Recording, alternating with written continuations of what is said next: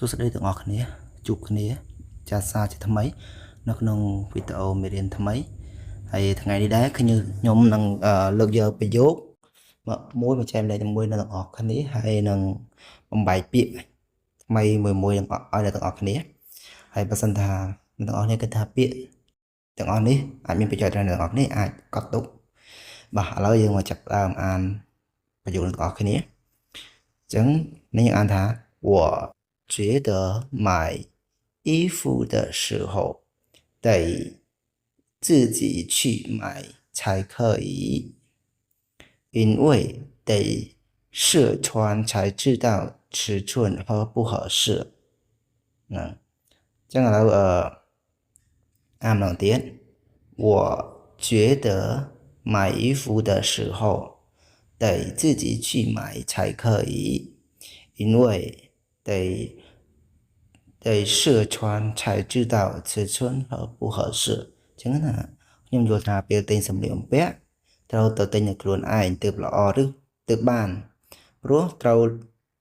សាក់លើឬក៏លើសាក់ហ្នឹងថាយើងសាក់បងលើ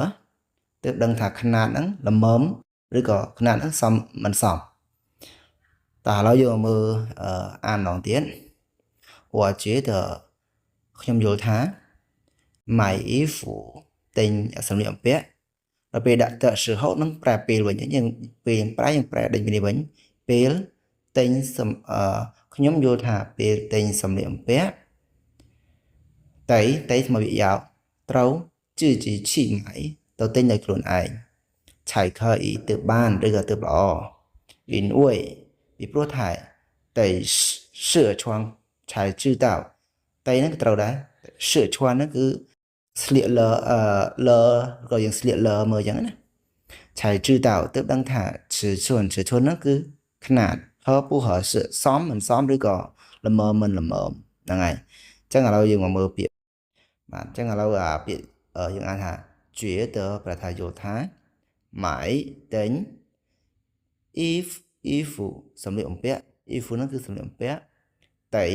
ត្រូវ时候ពេលឬក៏ពេលវេលា自己ខ្លួនឯង